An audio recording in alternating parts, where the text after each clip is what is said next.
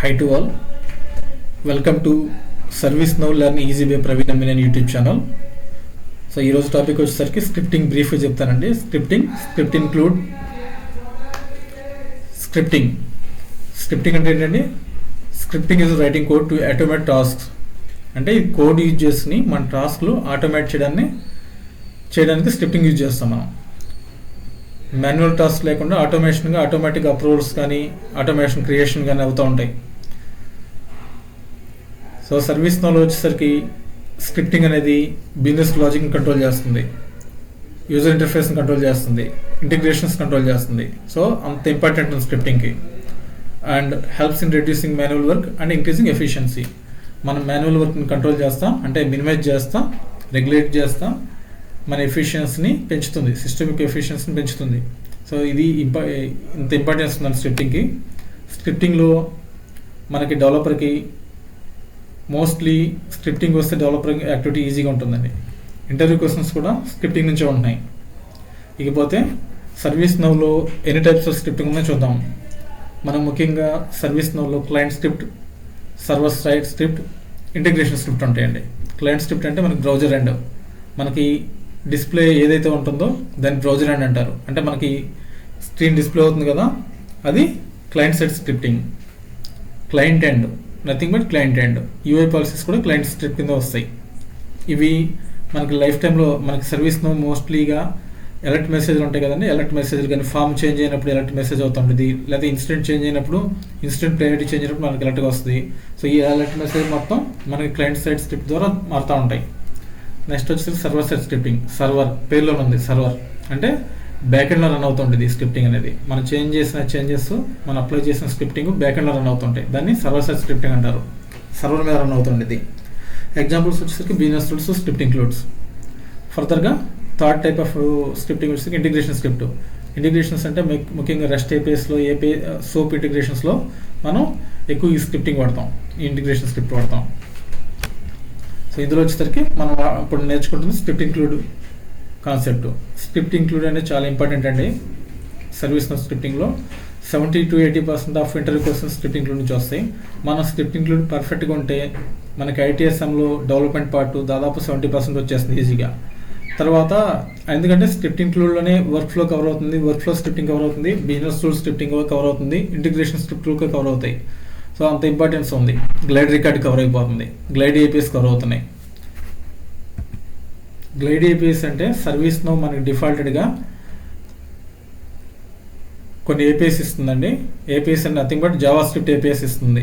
So దీని ద్వారా మన సర్వీస్ నో డెవలప్మెంట్ ఈజీగా వచ్చేస్తుంది. So what is script include? Script include అంటే ఏంటి? Script include in ServiceNow is server side reusable JavaScript class. ఇది సర్వర్ సైడ్ రీయూజబుల్ అంటే ఏంటి? రీయూజబుల్ ప్లాస్టిక్ అంటారు. రీయూజబుల్ ప్లాస్టిక్ అంటే మరలా ఉపయోగించే ప్లాస్టిక్, అంతే కదా. అంటే ఏంటి?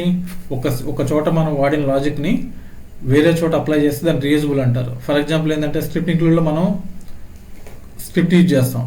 అదే ఈ స్క్రిప్ట్ని రెఫరెన్స్గా బిజినెస్ రూల్స్లో, వర్క్ ఫ్లో డిజైనర్లో, షెడ్యూల్ జాబ్స్లో, రెస్ట్ ఏపీఎస్లో ఇలా మల్టిపుల్ పర్పస్ మనం స్క్రిప్ట్ రిఫరెన్స్ యూజ్ చేసుకుంటాం. సో దాన్ని రీయూజబుల్ స్క్రిప్ట్ అంటారు.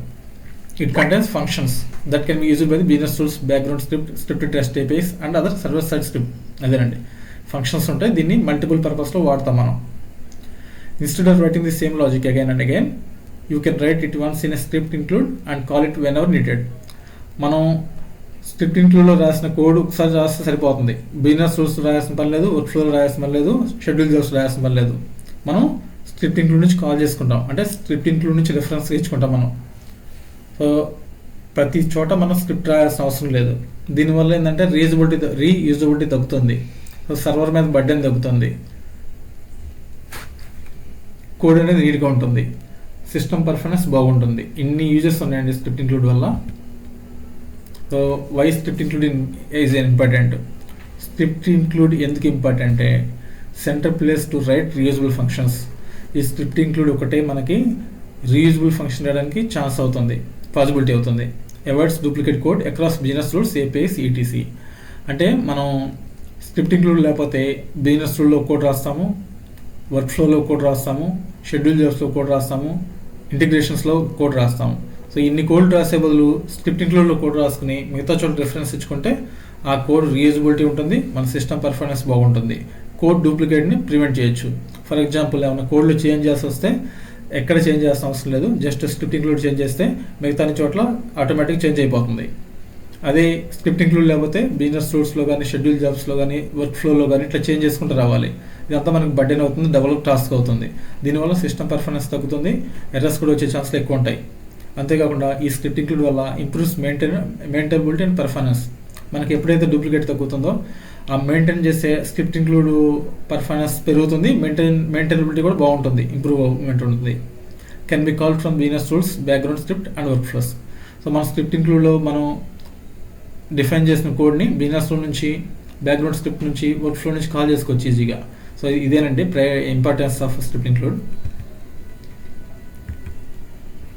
సో నేను good practice of script include చెప్పే బదులు మన కోడింగ్కి వెళ్ళాము. కోడింగ్కి వెళ్ళి మనం గుడ్ ప్రాక్టీస్ నేర్చుకున్నాం. జస్ట్ నేను బ్రీఫ్ చెప్తానండి. Use clear and meaningful class or function names. అంటే మనం రాసే ఫంక్షన్ నేమ్స్ చాలా క్లారిటీగా ఉండాలి, క్లియర్గా ఉండాలి. దానివల్ల ఏంటంటే ఎర్రర్స్ రావు, సింపుల్గా ఉంటుంది కోడ్ కూడా. మన స్క్రిప్ట్ ఇంక్లూడ్ కూడా ఈజీగా అండర్స్టాండ్ చేసుకుని మనకు రిజల్ట్ ఎక్యురేట్గా వస్తుంది, కన్ఫ్యూజ్ లేకుండా. Right small and modular functions. మనకి ఎప్పుడు సింపుల్గా ఉండాలండి ఇచ్చేది, కోడింగ్ అది సింపుల్గా ఉండుకోవాలి. కాంప్లికేటెడ్ ఉంటే సిస్టమ్ కొంచెం టఫ్గా రికగ్నైజ్ చేస్తుంది. Always define type at the end of the script include. Script include ఫ్రేమ్వర్క్లో ఎండ్ వచ్చేసరికి టైప్ అనేది కంపల్సరీగా మెన్షన్ చేయాలి, అప్పుడే స్క్రిప్ట్ ఇంక్లూడ్ రికగ్నైజ్ చేస్తుంది మనం రాసిన కోడ్ని. Add comments for better understanding. అదేనండి, ప్రతి స్క్రిప్ట్లో మనకి ఇది ఇంపార్టెంట్ పాయింట్ అండి. కంపల్సరీ పాయింట్లు కామెంట్స్లో పెడితే అది అనలిస్ట్కి కానీ డెవలపర్ కానీ ఈజీగా ఉంటుంది మనం చేంజ్ చేసిన scripting. Avoid hard coding values, use system properties if needed. Hard coding values అంటే సో ఎక్కడ మనం డైరెక్ట్గా ఈమెయిల్స్ కానీ అట్లా మెన్షన్ చేయకూడదు. హార్డ్ కోడింగ్ అంటే ఏం లేదండి, బ్యాక్ ఎండ్ వాల్యూస్ మెన్షన్ చేయాలి. దీనివల్ల ఫర్దర్గా ఏమైనా చేంజ్ చేసి వస్తున్నా కూడా సింపుల్గా చేంజ్ చేసుకోవచ్చు. పర్ఫార్మెన్స్ మనకి ఎఫెక్ట్ కాదు బ్యాక్ ఎండ్ వాల్యూస్ రాయడం వల్ల. హార్డ్ కోడింగ్ అంటే apart from back end values అండి. అంటే బ్యాక్ ఎండ్ వాల్యూస్ మనం రాస్తేనే అది గుడ్ ప్రాక్టీస్ అవుతుంది. సో ఇప్పుడు మనం కాన్సెప్ట్లోకి వెళ్ళామండి, రియల్ టైమ్ సినారియోలోకి వెళ్ళాం. సో ఇక్కడికి వచ్చి మెయిన్ ఇంటర్వ్యూ క్వశ్చన్ అనేది, right a script include in service now that takes an user name as input and returns user email address. అంటే ఏంటి, ఇక్కడ మనకి యూజర్ నేమ్ ఇన్పుట్గా తీసుకుని ఈమెయిల్ అడ్రస్ ఇవ్వమంటుంది. ఇన్పుట్ ఏంటి, యూజర్ నేమ్. మన నేమ్ తీసుకుని మన ఈమెయిల్ ఇవ్వమంటుంది ఆటోమేటిక్గా. ఈమెయిల్ ఇవ్వమని ఇంటర్వ్యూ క్వశ్చన్ అడిగాడు. యూజర్ నేమ్ ఇన్పుట్ తీసుకుని అవుట్పుట్ ఏంటి, output email ID, email. So user name మన ఇన్పుట్ తీసుకుని అవుట్పుట్గా ఈమెయిల్ ఇవ్వాలి. ఇది మన కాన్సెప్ట్ అండి. ఇది సింపుల్గా నేను ఎక్స్ప్లెయిన్ చేస్తాను. ఏం లేదు, మనం ముందు అసలు ఈ క్వశ్చన్ని డివైడ్ చేసుకున్నాం. సో ఈ క్వశ్చన్ డివైడ్ చేస్తేనే మనకు ఆన్సర్ ఈజీగా వస్తుంది. ఇది మనకి ఇంటర్వ్యూ పాయింట్తో పాటు ఇంకెక్కడ యూజ్ అవుతుందంటే మెయిన్గా రియల్ టైమ్ సినారియోస్లో యూజ్ అవుతుందండి. ఇది వర్క్ ఫ్లోస్లో, అప్రూవల్స్, నోటిఫికేషన్స్లో ఈ యూజర్ ఈమెయిల్ అన్నది అవసరం అవుతుంది. మనకు రెగ్యులర్గా ఎక్కడైనా యూజర్ నేమ్ వస్తుంది కానీ ఈమెయిల్ ఎక్కడ ఉండదు. అదే మనం యూజర్ ఐడి ఇచ్చేస్తే, యూజర్ ఐడి కానీ యూజర్ నేమ్ కానీ ఇచ్చేస్తే ఆటోమేటిక్గా ఈమెయిల్ జనరేట్ అయిపోవాలి. సో ఇది ముఖ్యంగా వర్క్ ఫ్లోస్లో, అప్రూవల్స్లో, నోటిఫికేషన్స్లో మనకి ఎక్కువగా సర్వీస్ నోలో అవసరం అవుతుంటుంది. ఇంటర్వ్యూ పాయింట్ ఆఫ్ వ్యూలో కూడా చాలా ఇంపార్టెంట్ అండి. Script include and glide record క్వైరీస్లో మనల్ని ఎంతవరకు అర్థం చేస్తున్నాం అనే కాన్సెప్ట్లో ఇంటర్వ్యూని మనకు క్వశ్చన్ చేస్తారు. సో దీన్ని బట్టి మనకి స్క్రిప్టింగ్ ఇంక్లూడ్ మీద ఎంత నాలెడ్జ్ ఉంది, glide record and other glide APS మీద ఎంత గ్రిప్నెస్ ఉండేది తెలుస్తుంది ఇంటర్వ్యూకి.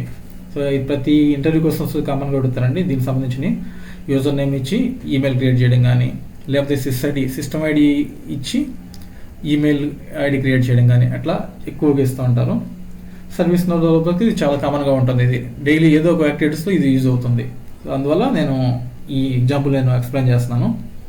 సో ఇప్పుడు ఏంటంటే మనం బ్రేక్ చేద్దాం, ఈ ఇచ్చిన క్వశ్చన్ని బ్రేక్ చేద్దాం. Break into simple code.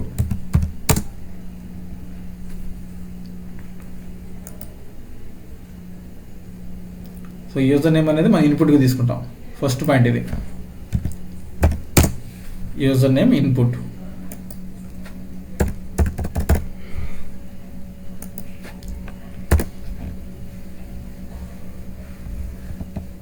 User name input తీసుకున్నప్పుడు మనం ఏ టేబుల్లోకి వెళ్తాం? యూజర్ టేబులే కదా. యూజర్ టేబుల్ అంటే sys_యూజర్ టేబుల్. సో ఎక్కడి నుంచి తీసుకుంటాం?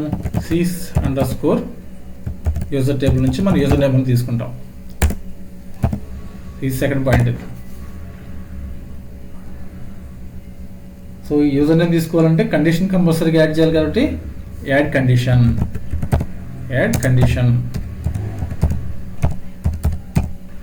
Condition for user name.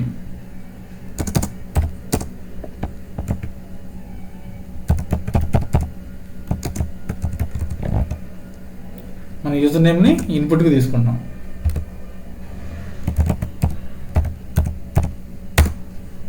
Next point ఏంటండి?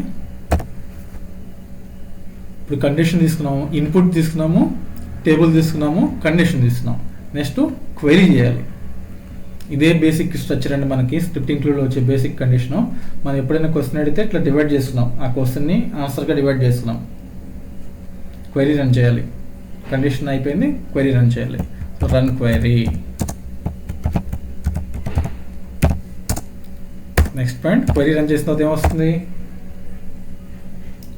క్వెరీ రన్ చేయడం అంటే యూజర్ నేమ్ ఇస్తాం. మనం యూజర్ నేమ్తో మనం క్వెరీ ఇన్పుట్గా కండిషన్ యూజ్ చేసుకుని ఇన్పుట్ ఇస్తాం. అప్పుడు ఏంటంటే చెక్ చేస్తుంది, బ్యాకప్లోకి వెళ్ళి డేటాలోకి వెళ్ళిపోయి ఆ యూజర్ నేమ్తో ఏ ఈమెయిల్ ఉందో మనకి ఇచ్చేస్తుంది అవుట్పుట్గా. అదే ఇఫ్ రికార్డ్ ఎగ్జిస్ట్, రికార్డ్ ఉంటే అది అవుట్పుట్ ఇస్తుంది. రికార్డ్ ఎగ్జిస్ట్ ఎట్లా ఇస్తుంది? అవుట్పుట్ ఈమెయిల్ ఫామ్లో ఇస్తుంది. Has written as email, returns email. అదే లేకపోతే ఈమెయిల్ నాట్ ఫౌండ్ అని వస్తుంది ఆన్సర్. ఈమెయిల్ అడ్రస్ ఉంటే ఏంటి, లేకపోతే ఏంటి అది కూడా ఇచ్చుకోవాలి మనం. If no record then it will return as user not found.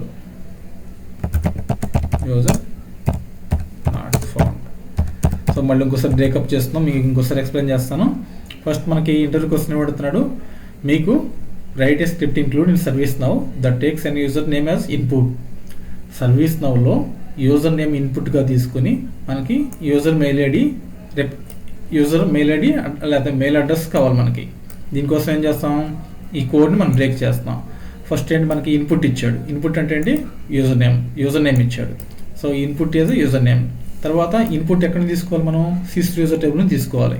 sys_యూజర్ table నుంచి అంటే ఏంటి? sys_యూజర్ టేబుల్ నుంచి తీసుకుంటాం అంటే ఏంటి? మనం రిట్రైవ్ చేస్తాం కదా డేటాని, అంటే గ్లైడ్ రికార్డ్ యూజ్ చేస్తాం. సో గ్లైడ్ రికార్డ్ యూజ్ చేసేసి ఎట్లా where jr equal to new glide record a table? sys_యూజర్ టేబుల్. తర్వాత మనం యాడ్ క్వెరీ కండిషన్ యాడ్ చేస్తాం. కండిషన్ అంటే ఇఫ్ కండిషన్ వాడుతున్నాం, అంటే చెక్ చేయమని డేటాని ఈ యూజర్ నేమ్ని చెక్ చేయమని కండిషన్ ఇస్తున్నాము. తర్వాత యూజర్ నేమ్ చెక్ చేస్తున్న తర్వాత యాడ్ క్వెరీ చేస్తాం, రన్ క్వెరీ చేయాలి. ఆ యూజర్ ఉన్నాడో లేదో చెక్ చేయమంటాడు. రన్ చేసిన తర్వాత ఆ యూజర్ ఉంటే, ఆ రికార్డు ఉంటే మనకి రిటర్న్ ఎట్లా వస్తుంది? ఈమెయిల్ ఫామ్లో వస్తుంది. ఒకవేళ ఆ ఈమెయిల్ లేకపోతే యూజర్ నాట్ ఫౌండ్ అని వస్తుంది. ఇదండి బేసిక్ ఫ్రేమ్ వర్క్.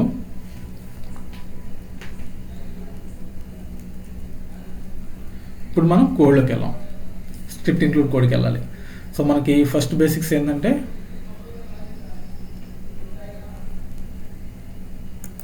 స్క్రిప్ట్ ఇంక్లూడ్కి వెళ్తామండి.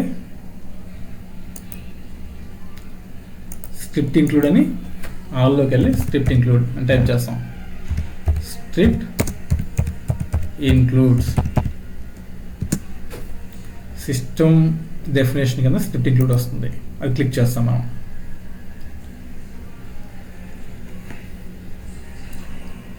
క్లిక్ చేస్తే న్యూలోకి వెళ్ళాలి. మనం ప్రీవియస్ స్లైడ్లో స్క్రిప్ట్ ఇంక్లూడ్ గుడ్ ప్రాక్టీసెస్ తెలుసుకున్నాం. ఫస్ట్ ఏంటంటే క్యామెల్ కేస్ లెటర్స్ చూడాలి. అంటే ఏంటంటే క్యామెల్ ఎలా ఉంటుంది? హంపులా ఉంటుంది, మెడ ఎత్తుగా అట్లా ఉంటుంది కదా, తల ఎత్తుగా, మెడ డౌన్గా, మళ్ళీ నడుం పాటు ఎత్తుగా ఉంటుంది. అంటే క్యాపిటల్ లెటర్స్, స్మాల్ లెటర్స్ అట్లా, దాని క్యామెల్ కేస్ అంటారు. For example first letter capital letter వస్తుంది, ఫస్ట్ లెటర్ క్యాపిటల్, తర్వాత స్మాల్ లెటర్స్, మళ్ళీ next letter capital letter.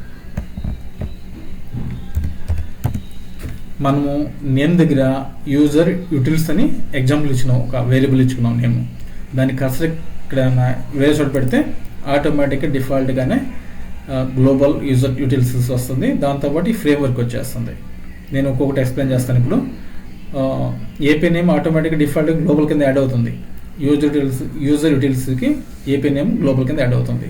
Application వచ్చేసరికి మనకి స్కోప్ అప్లికేషన్స్ గ్లోబల్ ఉంటాయి, స్కోప్ అప్లికేషన్స్ ఉంటాయి, మనం ఏదైనా పెట్టుకోవచ్చు.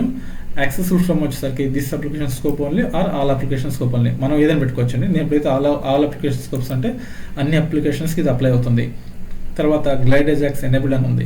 గ్లైడ్ ఎజాక్స్ ఎనేబుల్డ్ అంటే ఇది మోస్ట్ ఇంపార్టెంట్ ఇంటర్వ్యూ క్వశ్చన్ అండి. అంటే మనం ఇప్పుడు యూజ్ చేస్తుంది సర్వర్ స్క్రిప్ట్.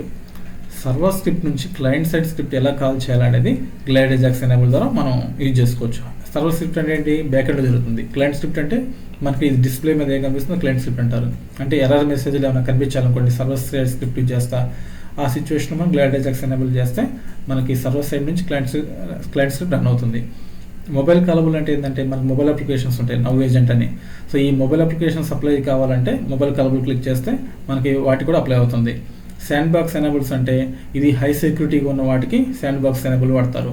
ఫర్ ఎగ్జాంపుల్ మనకి బ్యాంకింగ్ ప్రాజెక్టులు ఉన్నాయి. బ్యాంకింగ్ ప్రాజెక్టులు ప్రతిది సెక్యూరిటీయే. అంటే యూజర్ డీటెయిల్స్ కానీ, యూజర్ బ్యాంక్ డీటెయిల్స్ కానీ, లేకపోతే బ్యాంక్ అకౌంట్ డీటెయిల్స్ కానీ, ఇవన్నీ బ్యాంక్ అకౌంట్ ఎంత ఉన్నాయనేది తెలుసుకోవడం కోసం కొంతమంది ఏంటంటే ట్రై చేస్తారు. సో మనకి ప్రివెన్షన్ చేయడం కోసం శాండ్ బాక్స్ ఎనేబుల్ పెడితే హై సెక్యూరిటీ ఫీచర్ ఉంటుంది, ఎవరికి కనిపించదు. సో సెక్యూరిటీ ఉన్న ఫీచర్స్ మనకి రెస్ట్రిక్షన్స్ కావాలంటే శాండ్ బాక్స్ ఎనేబుల్ పెట్టుకుంటాం. డిస్క్రిప్షన్ రాస్తే కూడా బెటర్. మనం షార్ట్ కట్లు రాసుకోవాలి డిస్క్రిప్షన్, మనం ఏ పర్పస్ రాస్తున్నాం. ఇది నెక్స్ట్ అనలిస్ట్ యూజ్ అవుతుంది, నెక్స్ట్ డెవలపర్స్ యూజ్ అవుతుంది మన లైన్ సిచ్యువేషన్స్లో. సో ఇది డిఫాల్ట్గా వచ్చేస్తుందండి. మనం ఇక్కడ నేమ్లో ఏదైతే ఇస్తామో యూజర్ యూటిల్స్ అదే ఇక్కడ వచ్చేస్తుంది డిఫాల్ట్గా. Where user utils equal to class dot create. ఇక్కడ ఎందుకు వచ్చినట్లా,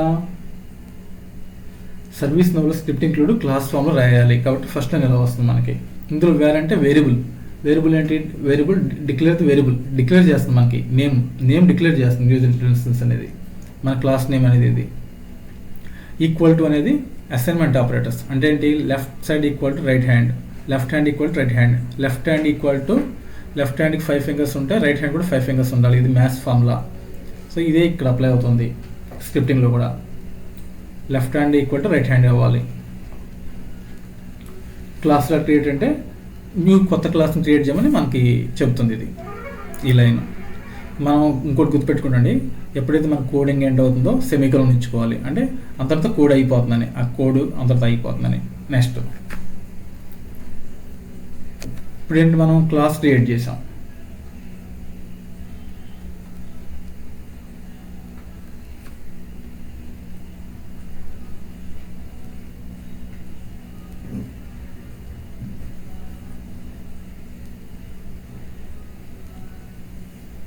ఇప్పుడు మెథడ్స్ మనం క్లాస్లో రాయాలంటే ప్రోటోటైప్ చేయాలి.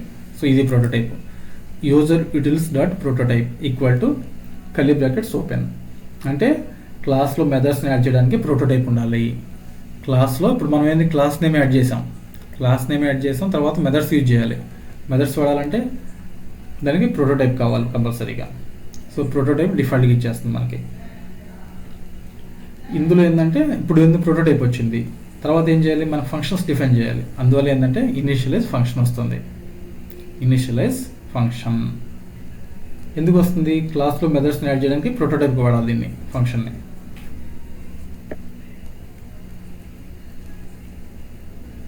ఫంక్షన్స్ డిఫైన్ చేయడానికి రెడీ ఇందులో రెడీ అయిందనే మీనింగ్లో వస్తుంది ఇది.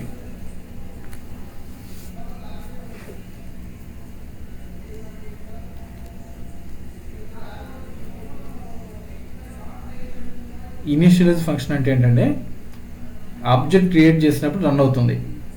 ఇనిషియలైజ్ అనేది కన్స్ట్రక్టర్ వాల్యూ. ఆబ్జెక్ట్ క్రియేట్ అయ్యాక ఒక ఆబ్జెక్ట్ క్రియేట్ అయ్యాక రన్ అవుతుంది ఇది. నెక్స్ట్ స్టెప్ ఏంటి,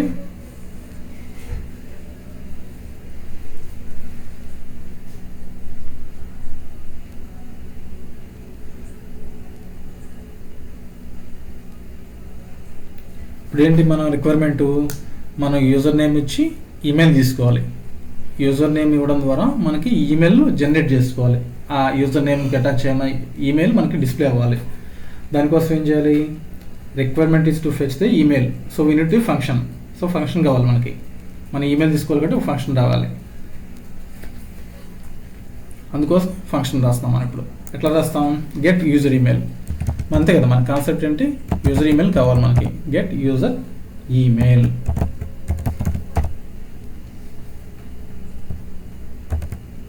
ఎట్లా, ఫంక్షన్, అది ఫంక్షన్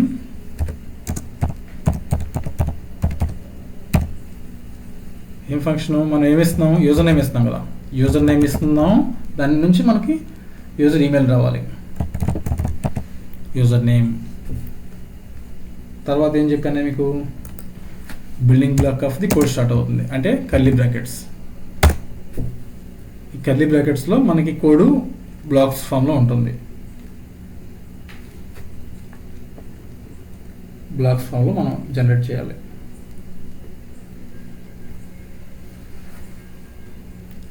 దీని కాన్సెప్ట్ ఏంది, మనకి యూజర్ నేమ్ ఇన్పుట్గా తీసుకుని యూజర్ ఈమెయిల్ ఎట్ రావాలి.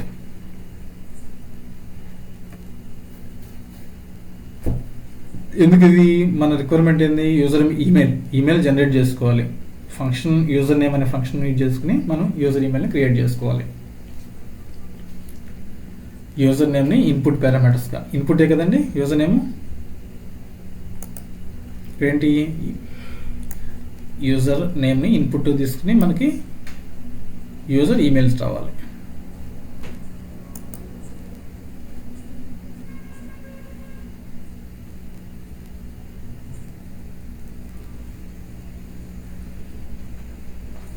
ఎక్కడ నుంచి తీసుకోవాలి మనం, యూజర్ నేమ్స్ ఎక్కడ ఉంటే మనకి sys_ యూజర్ టేబుల్లో ఉంటాయి. సో మనం ఏం చేయాలి, ముందు డిక్లేర్ చేసుకోవాలి. వేరియబుల్ గ్లైడ్ రికార్డ్ నుంచి తీసుకోవాలి కదా, వేర్ gr ఈక్వల్ టు, అంతే కదండి, మన గ్లైడ్ రికార్డ్ నుంచి తీసుకుంటే డేటా మొత్తం. Where gr equal to new glide record.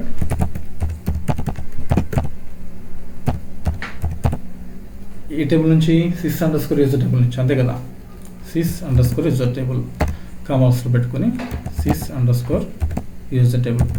ఈ యూజర్ టేబుల్ నుంచి మనకి రికార్డులు ఫెచ్ చేయమని, రికార్డు తీసుకోమని. సో మనకి ఈ కోడ్ లైన్ ఎండింగ్లో సెమికోలన్ పెట్టుకోవాలి. మనం ఎందుకు sys_ టేబుల్ అడుగుతున్నాము, అన్ని యూజర్ సంబంధించిన ఇన్ఫర్మేషన్ sys_ టేబుల్లో ఉంటుంది. సో ఈ టేబుల్ నుంచి మనం రిట్రైవ్ చేస్తున్నాం. దేని ద్వారా, గ్లైడ్ రికార్డ్ని యూజ్ చేసుకుని మనం డేటాను రిట్రైవ్ చేసుకుంటున్నాం. గ్లైడ్ రికార్డ్ ఏంటి, ఇక్కడ మనకి క్వైరీ చేస్తుంది, అంటే డేటాను తీసుకుంటుంది, మనం పుల్ చేస్తుంది. ఈ టేబుల్ నుంచి గ్లైడ్ రికార్డు పుల్ చేస్తుంది, అందువల్ల మనం గ్లైడ్ రికార్డ్ ఇచ్చుకుంటాం. నెక్స్ట్ పాయింట్, ఇప్పుడు ఏంటి, మనం ఈ యూజర్ డీటెయిల్స్ మొత్తం sys యూజర్ టేబుల్లో ఉంటాయి. అప్పుడు ఏం చేయాలి, మనం ఏం చేస్తే వస్తుంది, మనకి పుల్ చేయాలి కదా. పుల్ చేయడాన్ని ఏమంటారు, ఆ డేటాను తీసుకోవడం ఏమంటారు, క్వైరీ. సో క్వైరీ చేస్తే sys యూజర్ డీటెయిల్స్ మనకు వస్తాయి. అంటే ఏంటి, sys యూజర్ డీటెయిల్స్ ద్వారా మనకి ఈమెయిల్ వస్తుంది. ఇప్పుడు మనం క్వైరీ చేసుకోవాలి. క్వైరీ ఎలా చేస్తాం మనం, gr.add query. ఇదంతా గ్లైడ్ రికార్డ్ ప్రాక్టీస్ చేస్తే మీకు చాలా ఈజీగా ఉంటుందండి. gr.add query. యాడ్ క్వెరీలో ఏముంటుంది, ఏం క్వెరీ చేయాలి, మనం యూజర్ నేమ్ క్వెరీ చేయాలి, అంతే కదండి. యూజర్ నేమ్ చూసుకునే కదా మనం యూజర్ ఈమెయిల్ రావాల్సింది మనకి. అందువల్ల యూజర్ నేమ్ని బ్యాక్ ఎండ్లో user name, user name.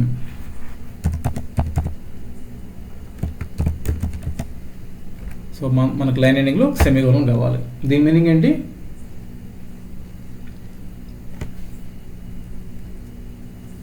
User name base చేసుకుని యూజర్ ఫిల్టర్ చేయమని మీనింగ్ వస్తుంది. ఇప్పుడు ఏంటి, మనం కండిషన్ యాడ్ చేసాం, user name equal to user name. ఇప్పుడు క్వైరీ కండిషన్ రెడీ అయింది, క్వైరీ రెడీ అయింది, యాడ్ క్వైరీ చేసాం కాబట్టి. నెక్స్ట్ స్టెప్ ఏంటి,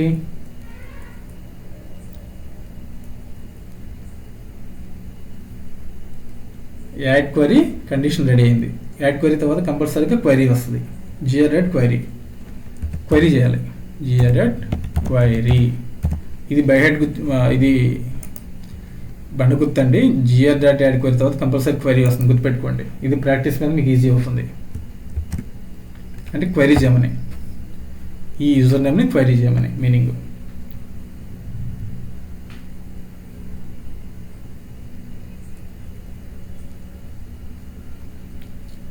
సో ఇప్పుడు ఏం చేయాలి మనం? ఏ క్వైరీ చేయాలి? క్వైరీ చేయాలంటే కండిషన్ వాడాలి. కండిషన్ అంటే ఏంటి? If condition or while condition, ఇలా డిఫరెంట్ కండిషన్స్ వాడతాం. ఇక్కడ మనకి 1 by 1 కావాలంటే ఇఫ్ కండిషన్ వాడాలి.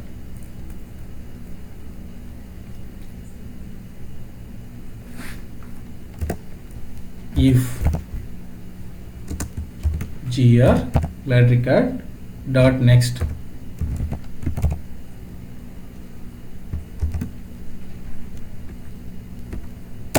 open curly brackets. ఇఫ్ ఎందుకు వాడతాం? ఆ రికార్డు ఉందో చెక్ చేయడానికి ఇఫ్ కండిషన్ వాడతాం మనం. ఏ రికార్డు? జిఆర్ డాట్ నెక్స్ట్ అంటే ఏంటి?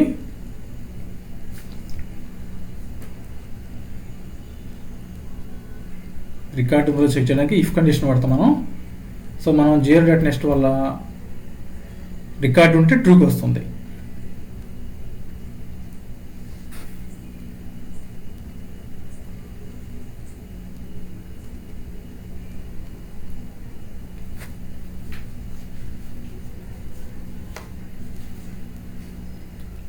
రిటర్న్ మనకి యూజర్ డీటెయిల్స్ ఉంటే రిటర్న్ ఎట్లా వస్తుంది? ఆ యూజర్ ఉన్నాడు, యూజర్ ఉంటే ఏమవుతుంది? యూజర్ ఉంది కాబట్టి ఈమెయిల్ అడ్రస్ రావాలి. GR dot email. సో ఆ యూజర్ డీటెయిల్స్ ఉన్నాడు కాబట్టి ఈమెయిల్కి వస్తుంది. ఎందుకు మనకి రిటర్న్? ఈమెయిల్ ఫామ్లో రన్ అవ్వాలి మనకి యూజర్ ఉంటే. యూజర్ లేకపోతే ఆ యూజర్ లేడని చెప్పుకోవాలి మనకి ఆన్సర్.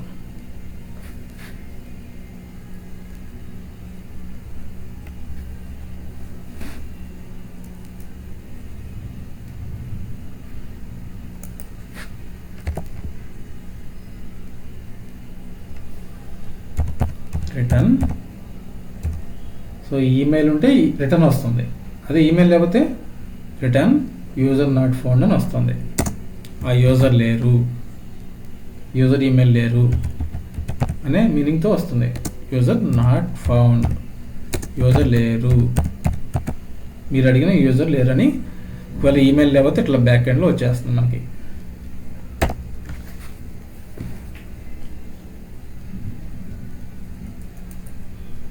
యూజర్ లేకపోతే మనకు మెసేజ్ అవ్వాలి. సో అది కూడా మనం పెట్టుకుంటాం. అందుకని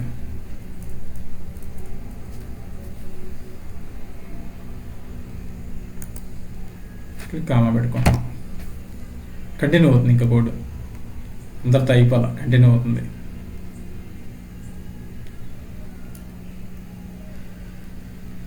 ఇప్పుడు మనకి ఈ టైప్ యూజర్ డీటెయిల్స్ ఏంటంటే స్క్రిప్ట్ ఇంక్లూడ్ ఒక ఎండ్ కంపల్సరీగా మనం టైప్ యూజర్ డీటెయిల్స్ కంపల్సరీగా ఉండాలండి.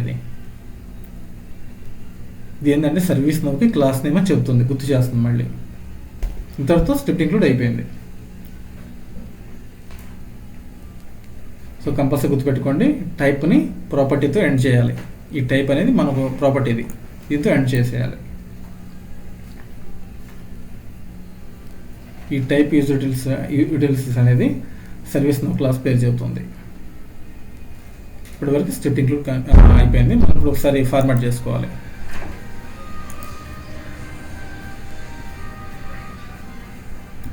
సేవ్ చేసుకున్నాం.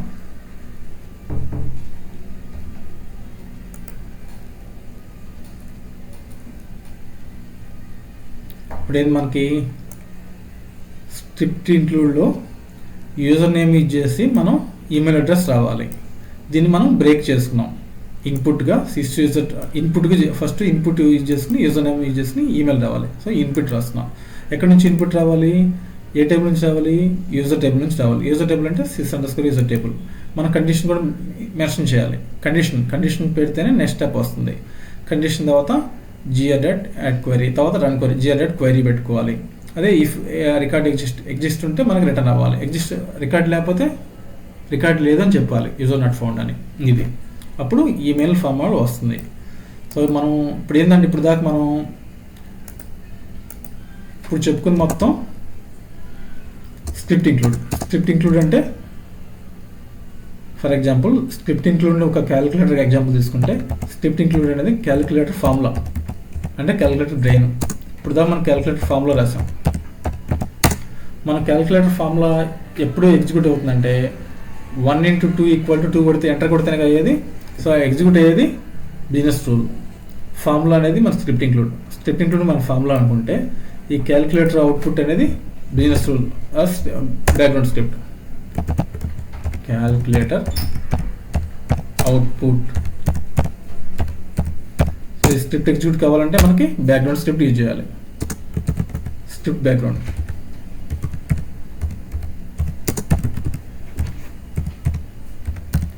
సో అప్పుడే మనకి ఈ ఫార్ములా ఎగ్జిక్యూట్ అవుతుంది. ఇప్పుడు స్క్రిప్ట్ బ్యాక్గ్రౌండ్కి వెళ్ళాం మనం.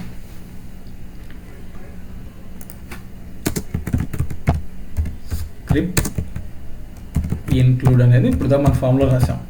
ఈ ఫార్ములా ఎగ్జిక్యూట్ కావాలంటే స్క్రిప్ట్ బ్యాక్గ్రౌండ్కి వెళ్ళాలి.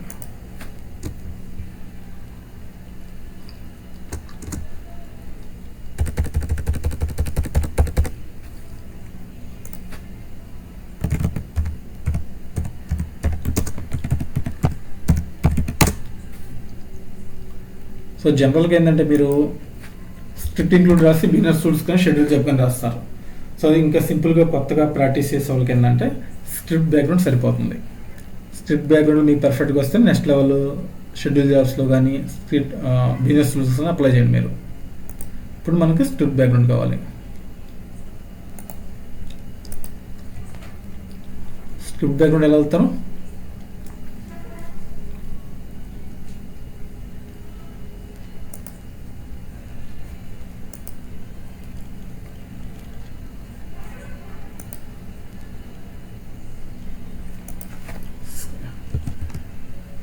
స్క్రిప్ట్ బ్యాక్గ్రౌండ్ అని సెర్చ్ చేయండి. Spelling mistake. Script background.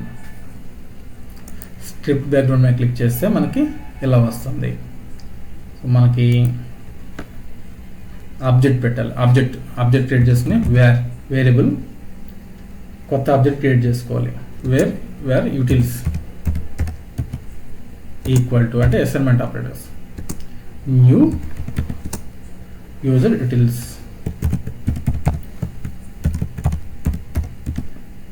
So ఇది ఎక్కడి నుంచి వచ్చింది? న్యూ యూజర్ యూటిల్స్ అనేది ఎక్కడి నుంచి వచ్చింది? స్క్రిప్ట్ ఇంక్లూడ్ నుంచి కాల్ చేసుకుంటాం మనం.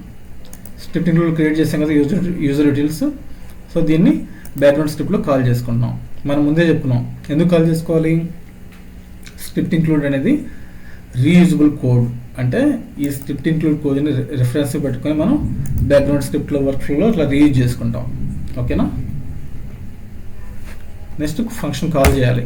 ఇప్పుడు ఏం చేసాం మనం?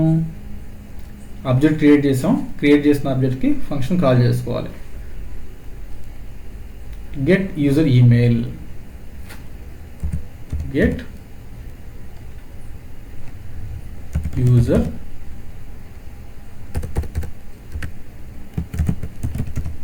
Email.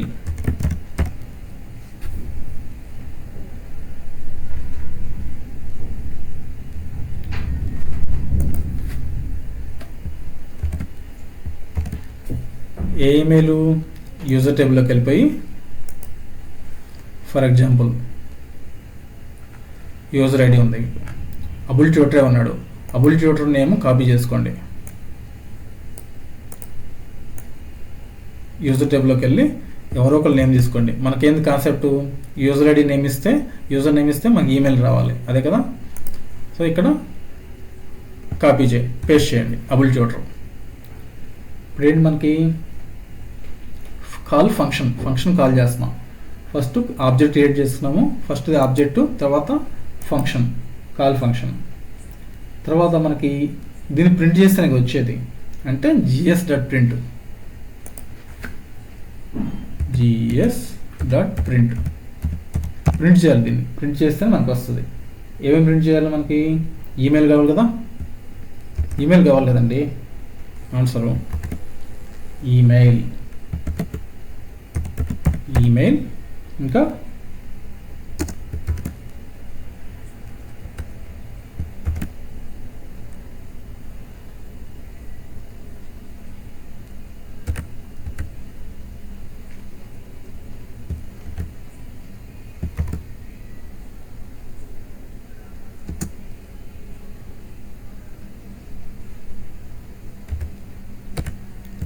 Plus utils dot get user email, get user email.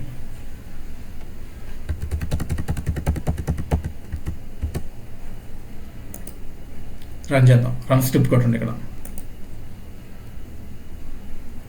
Sorry error వచ్చింది, ఒకసారి చూద్దాం.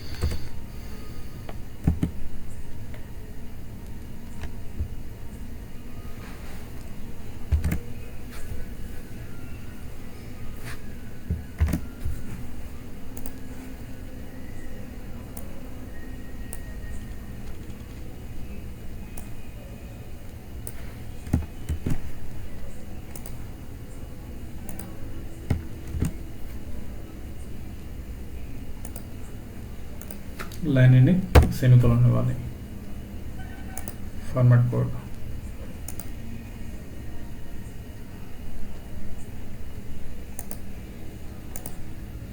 ఇదిగోండి. ఆన్సర్ అవుట్పుట్ ఇలా వస్తుంది. మనం ఏమి ఇచ్చాము?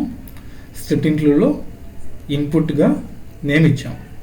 యూజర్ నేమ్ ఇస్తే అవుట్పుట్గా బ్యాక్గ్రౌండ్ స్క్రిప్ట్లో ఈమెయిల్ ఇస్తుంది.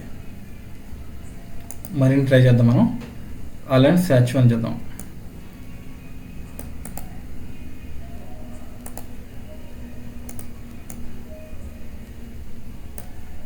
కాపీ బ్యాక్గ్రౌండ్ స్క్రిప్ట్లో పేస్ట్ చేద్దాం ఈ అలీసా ప్లేస్లో.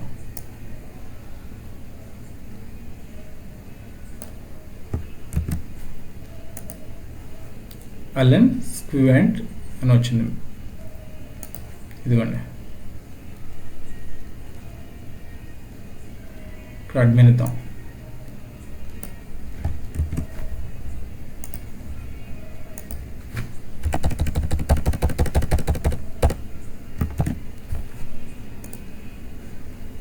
అడ్మిన్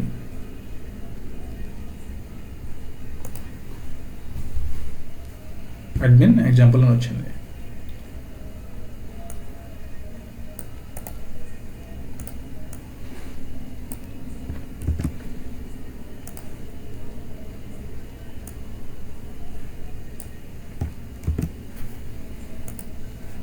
సో ఇట్లా ఈమెయిల్ వస్తుంది. ఇక్కడ మనం ఏం చెప్పుకున్నాం? ఇన్పుట్ ఏంటి? User name. Output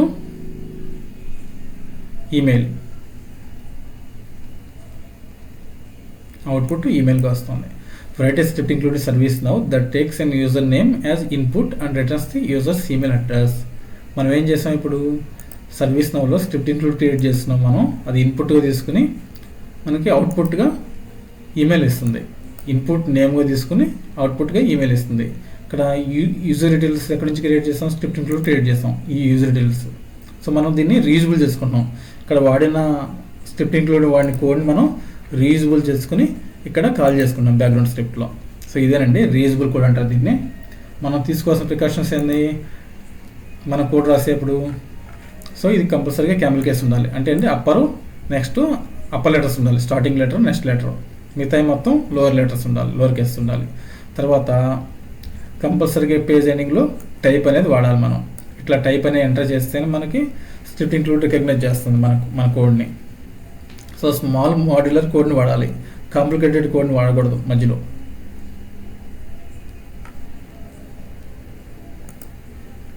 use clear and meaningful class function names. So క్లియర్గా ఉండాలి, మీనింగ్ఫుల్గా ఉండాలి ఫంక్షన్ నేమ్స్. ఫంక్షన్ నేమ్ అంటే ఏంటి, సో ఇదండి ఫంక్షన్ నేమ్. ఫంక్షన్ నేమ్ క్లియర్గా మీనింగ్ఫుల్గా ఉండాలి, కాంప్లికేటెడ్ ఉండకూడదు, మీనింగ్లెస్గా ఉండకూడదు. ఇలా చేస్తేనే సిస్టమ్కి ఈజీగా అర్థమైపోయి ఈజీగా ఇస్తుంది result. Right small and modular functions. Small functions వాడుకోవాలి. Always different type at the end of the script include. అంటే ఏంటి, కంపల్సరీగా ఈ ఎండ్లో టైప్ వాడాలి. ఇది 15th లైన్ ఉంది కదా, టైప్ వాడితేనే మనకి స్క్రిప్ట్ ఇంక్లూడ్ రికగ్నైజ్ చేస్తుంది ఈ కోడ్ని, లేకపోతే లేదు, రిజల్ట్ రాదు.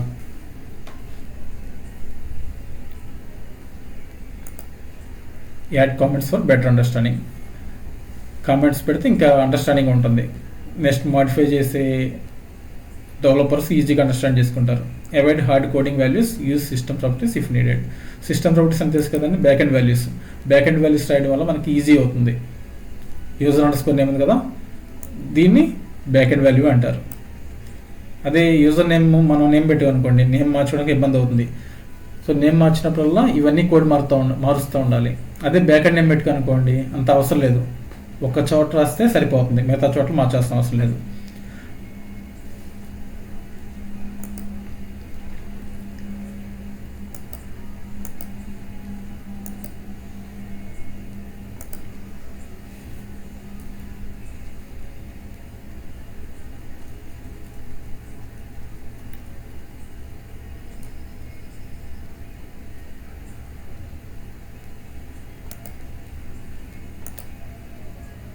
సో ఫైనల్గా కంక్లూజన్ వద్దాం.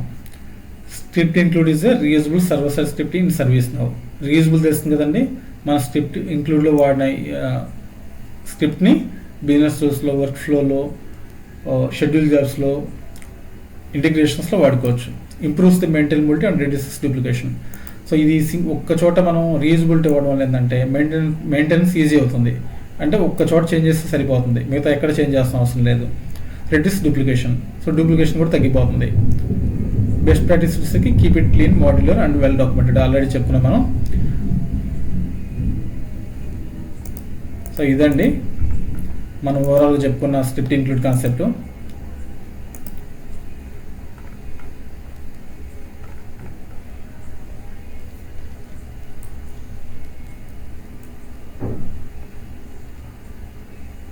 సో మీకు ఈ వీడియో నచ్చితే please subscribe my YouTube channel. Thank you for watching. Thank you to all.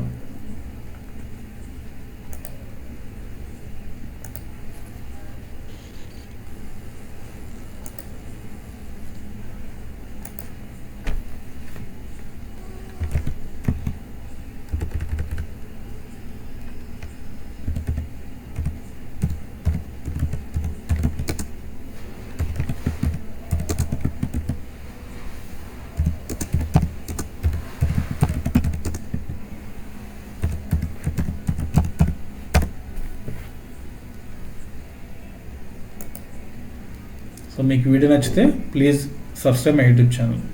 So ఇందులో మీకు స్క్రిప్ట్ ఇంక్లూడ్ గురించి నేను ప్రతి పాయింట్ ఎక్స్ప్లెయిన్ చేశాను. Script include, glide record, interview questions అన్నీ ఉన్నాయండి దీనిలో. అన్నిటికన్నా ముఖ్యంగా సర్వీస్ నో స్క్రిప్టింగ్ సింబల్స్ కూడా ఉన్నాయి. అంటే బేసిక్ లెవెల్ నుంచి అడ్వాన్స్ లెవెల్ వరకు సింబల్స్ నేను ఎక్స్ప్లెయిన్ చేశాను.